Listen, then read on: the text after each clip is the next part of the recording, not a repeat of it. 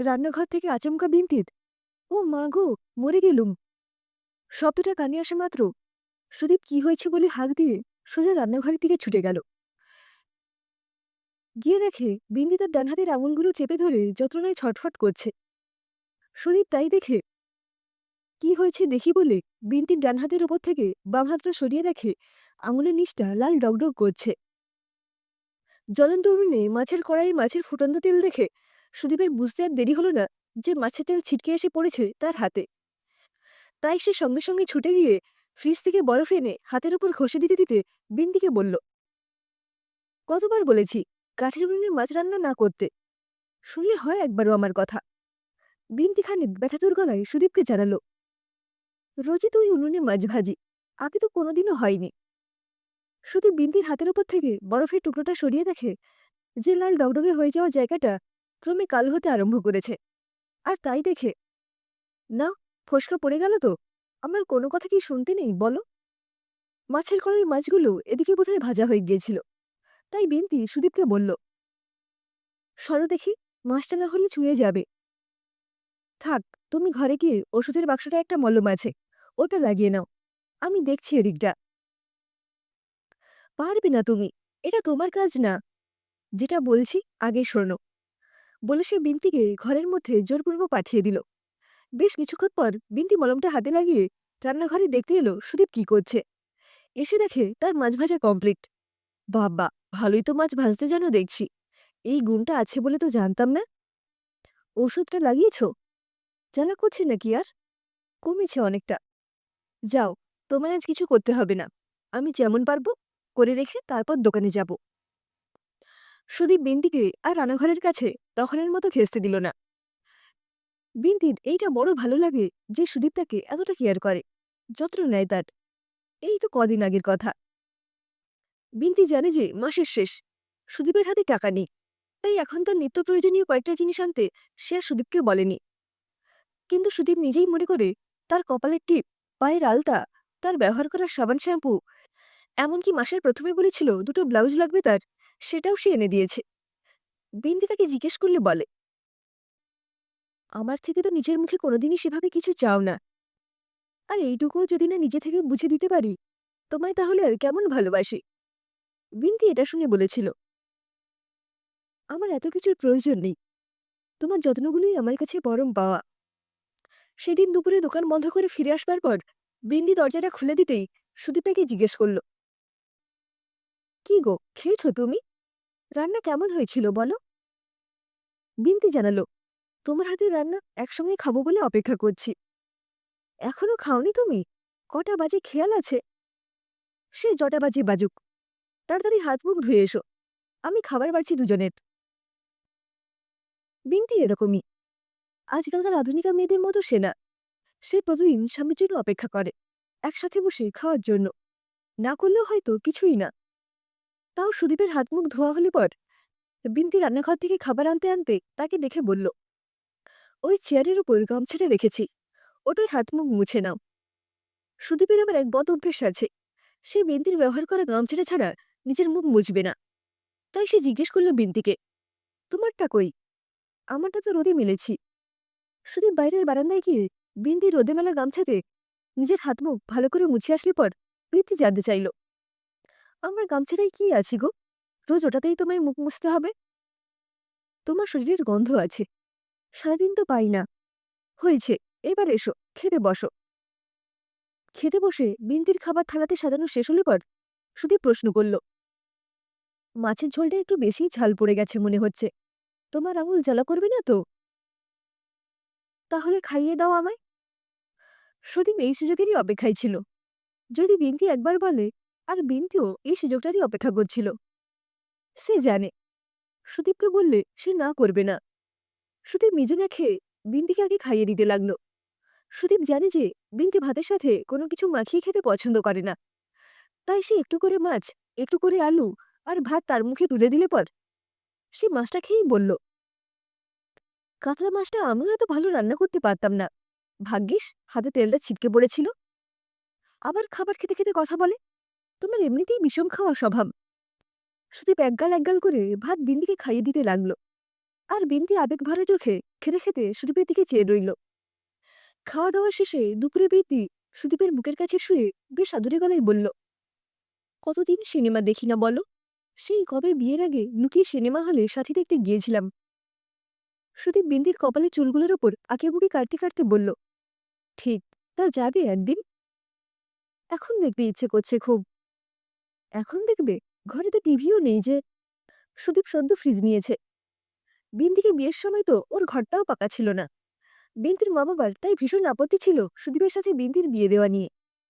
ছেলের কিচ্ছু নেই, সামান্য একটা দোকান, কি করে মেয়েকে ভালো রাখবে, এইসব নানান চিন্তায় বিয়েতে তারা অমত প্রকাশ করেছিল। কিন্তু বিন্তি সুদীপকেই বিয়ে করবে এমনটা জেদ ধরেছিল বলেই সুদীপের সাথে তার বিয়েটা হয়েছে। বিন্দির একটু সিনেমা, সিরিয়াল এইসব দেখতে ভালো লাগে। সুদীপ জানে সবই। সে চেষ্টাও করছে পরের মাসে টিভিটা নিয়ে নিতে, যাতে বিন্তির ঘরে একলা সময়টা নিজের মতো কাটে। ওইদিকে বিন্তি এসব কিছু সুদীপকে কখনোই বুঝতে দেয় না। আর সেই মুহূর্তে যাতে সুদীপের খারাপ না লাগে, তাই সে বিছানা থেকে উঠে গিয়ে সুদীপের পকেট থেকে ফোনটা এনে সুদীপকে ফোনটা দেখিয়ে বলল, আজ এইটা হবে আমাদের সিনেমার পর্দা, আর এই ঘরটা হবে সিনেমা হল। আমরা দুজনে মিলে আজ সিনেমা দেখব। বেশ হবে না ব্যাপারটা? সুদীপ হাসি মুখে বিন্দির প্রস্তাবে সম্মতি দিল। সারাটা দুপুর তারা মোবাইলের ওই ছোট স্ক্রিনে একসাথে সিনেমা দেখল। সিনেমা দেখতে দেখতে শেষ দৃশ্যে পাহাড়ের দৃশ্য দুজনেরই চোখে পড়ল। তাই দেখে প্রথম সুদীপই বলে উঠল, তোমার কতদিনের শখ পাহাড়ে যাওয়ার? কবে যে তোমার স্বপ্ন পূরণ করতে পারবো আমি। সে না হয় যাওয়া যাবে, কিন্তু আজই কোথাও একটা ঘুরতে গেলে হয় না? আজকে যাবে? হুম, দেখে আর তর সইছে না। মনটা একটু ঘুরঘুরু করতে চাইছে, কিন্তু তোমার তো দোকান খোলা আছে। বিকেলে ঘুম থেকে বিন্দি উঠতেই সুদীপ তার মুখের সামনে তার প্রিয় নীল রঙের সালোয়ারটা নিয়ে হাজির। তাই দেখে বিন্দি প্রশ্ন করল, এই সালোয়ারটা কেন বের করেছ আবার? বেড়াতে যাব না আমরা? আর আমরা এমন স্বামী স্ত্রীর মতো যাব নাকি? প্রেমিক প্রেমিকার মতো যাব। তুমি এই সালোয়ারটা পরবে, আর আমি এই শার্ট প্যান্টটা। মানাবে না? তুমি না কি যে পাগলামি করো মাঝে মধ্যে। যাও দোকানে যাও, আমি বললাম কি অমনি। না, আজ দোকান বন্ধ। আজ শুধু ৯০ দশকের মতো প্রেম। বিন্দি রেডি হলে পর সুদীপ তাকে বাইকের পেছনে বসিয়ে নিয়ে তাদের বাড়ি থেকে কিছুটা দূরে একটা পার্ক আছে, সেখানে বেড়াতে নিয়ে যাওয়ার জন্য রওনা দিল। সুদীপের নিজের বাইক নেই, এটা সে বন্ধু থেকে নিয়ে এসেছে। বিন্দি যখন ঘুমোচ্ছিল, তাই বিন্দি বাইকে বসে তাকে বলল, আবার অন্ত থেকে বাইকটা আনার কি দরকার ছিল তোমার? আমরা টোটোয় চলে যেতাম। নিজের বউকে নিজের বাইকের পেছনে বসিয়ে ঘোরানোর আনন্দটাই আলাদা। নিজের তো আর বাইক হলো না, তাই অন্তটাই চেয়ে আনতে হলো। সুদীপের রোজগারের সব টাকাই সংসারের পিছনে চলে যায়, নিজের শখ সাধগুলো সে আর মেটায় না। তাই দেখে বিন্দির মনে মনে বড় খারাপ লাগে। আর তাই সে চেষ্টা করে যে কোনো ব্যাপারে সুদীপকে না আঘাত দিতে। বিন্দি খানিক ভেবে তারপর বলল, তোমারও নিশ্চয়ই নিজের একটা গাড়ি হবে, তখন তোমার বাইকের পেছনে বসে সারা দুনিয়াটা দেখব। তার আগে কথা দাও, অন্ধুর বাইক আর আনবে না। বিন্দির কোনো কথা সুদীপ ফেলতে পারে না, তাই সে বিন্দিকে কথা দিল যে সেই শেষবার অন্ধু থেকে বাইক চেয়েছে, আর চাইবে না কখনো। পার্কে বসে সুদীপ বিন্দির চোখ দুটো টিপে ধরে বলল, ম্যাডাম, ক্যা দেখনা পছন্দ করেগা? এমনটা তারা আগেও করত, যখন তারা নতুন নতুন প্রেমে পড়েছিল। তখন পার্কে এলে সুদীপ বিন্দির চোখ বন্ধ করে এই একই প্রশ্ন তাকে করত। সুদীপ এই কবছরে এতটুকুও বদলায়নি। আর প্রতিবার সুদীপের এই প্রশ্নে বিন্দি যে উত্তর দিত সেটাই সে দিল, ম্যাডাম আপকা হাসতা হুয়া চেহারা দেখনা পছন্দ করেগা। সুদীপ তার হাসি মুখে একগাল হাসি ফুটিয়ে বিন্দির চোখের ওপর থেকে হাতটা সরিয়ে নিল। বিন্দি সুদীপের মুখের ওই নির্মল হাসিখানা দেখে বলল, তোমার হাসি মুখটার মাঝে আমি সারা জীবন ভালো থাকতে চাই। পার্কে বসে তারা পুরোনো দিনগুলোর মতো একে অপরের কাঁধে মাথা রাখল। সুচিত্রা উত্তমের সিনেমার বেশ কয়েকটা গান তারা আগে যেগুলো একসাথে বারবার গাইত, সেইগুলো ফের গুনগুন করল। তারপর ফেরার পথে ফুচকা। প্রেমিক প্রেমিকারা একসাথে ফুচকা খাবে না তাই কি হয়? সুদীপ আর বিন্তি তারা যতই স্বামী স্ত্রী হয়ে যাক না কেন, সাংসারিক জীবনে বাধা পড়ুক না কেন, তারা যে বিয়ের পরও সেই প্রেমিক প্রেমিকাই থেকে গেছে। সেদিন রাতে শোবার সময় সুদীপ বিন্তির হাতটা নিজের কাছে টেনে নিয়ে ঔষধ লাগিয়ে দিতে দিতে দেখে তার হাতের আংটিটা নেই। সেটা দেখা মাত্রই সে প্রশ্ন করল, এই তোমার আংটিটা কোথায়? বিন্তি ভাবেনি সুদীপের ওটা চোখে পড়ে যাবে। সে খানিকটা থতমত সুরে জবাব দিল, ওটা ওটা ও বাড়িতে ফেলে এসেছি আগের বার। সুদীপ বুঝল বিন্তি মিথ্যে বলছে। তাই সে বিন্তির চোখের দিকে তাকিয়ে বলল, আমার চোখের দিকে চেয়ে এই কথাটা বলো। বিন্তি সুদীপের চোখের দিকে তাকিয়ে মিথ্যে বলতে পারে না। এর আগেও বহুবার এটা হয়েছে। তাদের বিয়ের আগে সুদীপ বিন্তিকে তার চোখের দিকে চেয়ে জিজ্ঞেস করেছিল, তোমার মা বাবা এই বিয়েতে রাজি নেই, তাই না? বিন্তি তাকে মিথ্যে করে বানিয়ে বলতে না পেরে জানিয়েছিল, তোমাকে ভালোবেসেছি আমি। প্রয়োজনে পৃথিবী শুদ্ধ বিরোধিতা করলেও আমি তোমাকেই চাইব শেষ নিঃশ্বাস অব্দি। বিন্তি তখন আর সুদীপকে মিথ্যেটা বলতে পারল না। সে জানালো, তোমার জন্য একটা বাইক দেখতে বলেছিলাম ভাইকে। ও বলেছে 20,000 মতো হলে মোটামুটি একটা বাইক হয়ে যাবে। তাই বিন্তির মুখে এই কথাটা শুনে সুদীপ সঙ্গে সঙ্গে, কি যে পাগলামি করো না তুমি। আমি তোমায় বলেছি আমার বাইক লাগবে এখন। এমন করলে তো আমি নিজের কাছে ছোট হয়ে যাব। নিজের মানুষের থেকে কিছু নিলে বুঝি ছোট হয়ে যাওয়া হয়? তাহলে এই যে তুমি আমার জন্য শাড়ি, টিপের পাতা, আমার প্রয়োজনের থেকেও বেশি কিছু আমার জন্য এনে দাও, তাহলে তো আমায় তুমি দিয়ে ছোট করছো। আরে না, ব্যাপারটা তা নয়। এটা আমার দায়িত্ব তোমাকে ভালো রাখার। তাহলে আমারও দায়িত্ব নেই বুঝি তোমায় কিছুটা সুখ কিনে দেওয়ার? ভালোবাসি তোমায় সুদীপ। সুদীপের মুখ দিয়ে বিন্তির জন্য আর একটা কথাও প্রকাশ পেল না।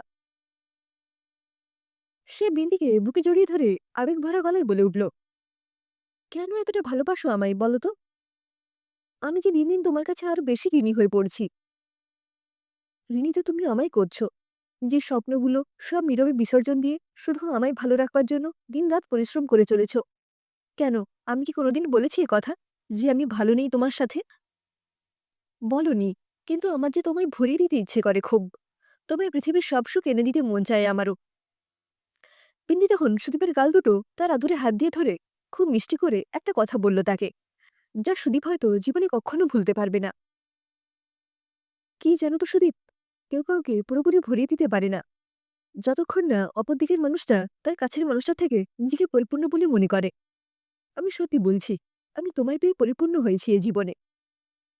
কথাটা শেষ করে সুদীপের দুই চোখের ওপর বিন্তি আদর মাখানো চুম্বন করল। সুদীপ চোখ বন্ধ অবস্থায় ঈশ্বরকে শুধু তখন এই কথাই জানালো যে এই মানুষটাকেই যেন সে প্রতিটা জন্মে তার জীবনসঙ্গিনী হিসেবে পায়, আর তার কিছুই চায় না।